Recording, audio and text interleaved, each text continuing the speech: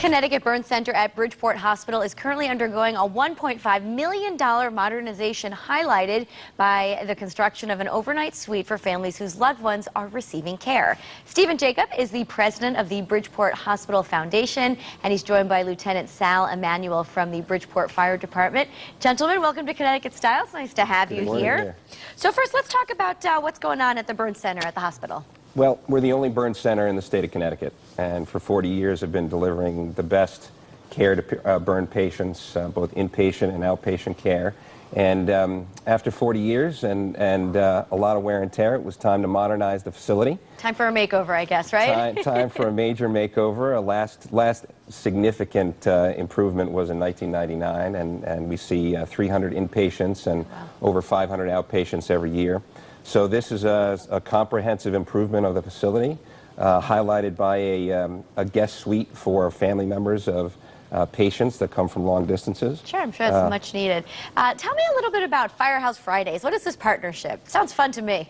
Well, you know, when you have a big job to get done, you go to friends and family first to ask for help. And the firefighters in Connecticut, and especially those in the immediate area of the hospital, Bridgeport, Stratford, they have been such great partners of the Burn Center over time. So we went to them to ask for help with the modernization project, and they answered the bell, as they always do. So we'd like to highlight the great work that they're doing by bringing them on to Connecticut Style over the next several months. They're going to cook lunch. I like the sound of this. Not bad, right? You know, you need to eat well in the firehouse, so That's true. they've got these great recipes. All right, Lieutenant Sal, I want to ask you about a big benefit that was just organized. You raised a lot of money. Tell me some of the details. Yeah, sure. We put together a very good committee with some key people. And we had a lot of help from the mayor's office and from the Bridgeport Hospital Foundation. And we organized a dinner dance auction. It was held at Mazzano's Four Seasons, and it was a huge success. We had over 430 people in attendance, and we raised over $27,000. Actually, we're close to $28,000 now.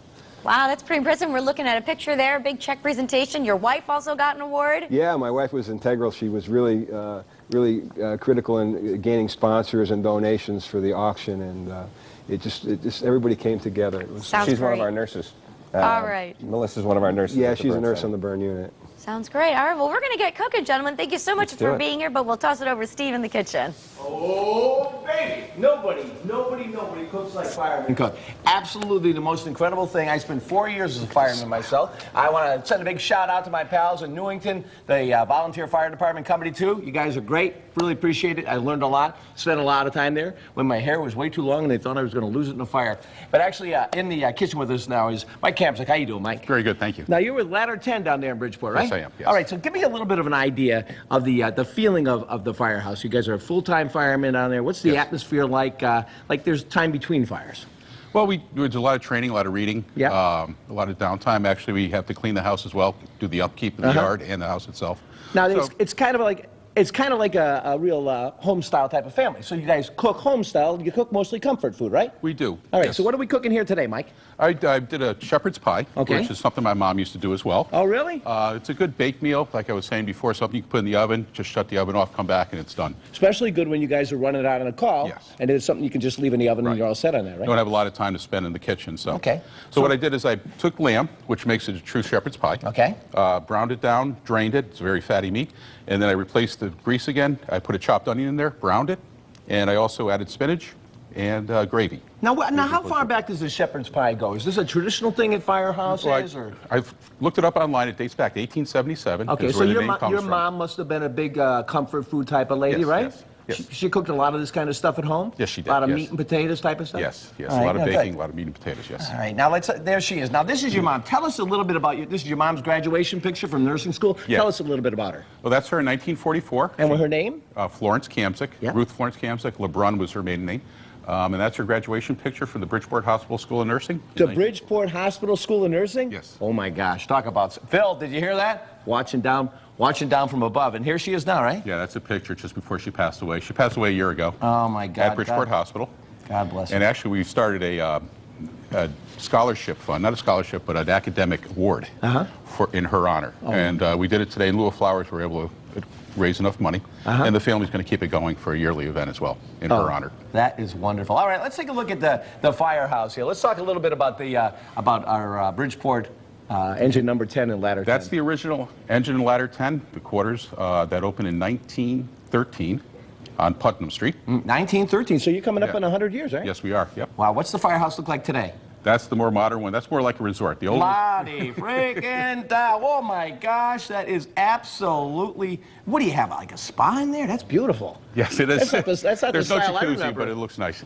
Actually, the old firehouse, we used to cook right in the garage area. And then coming up on 100 years. All right, That's our company patch there. Let's prep some of this stuff so we can taste it. I know our crew's getting ready out there. Okay, I put everything together. The meat is all together. Now we're going to layer it with the vegetables. All right, layer in the vegetables. Nice mixture of corn and peas and carrots there. Okay.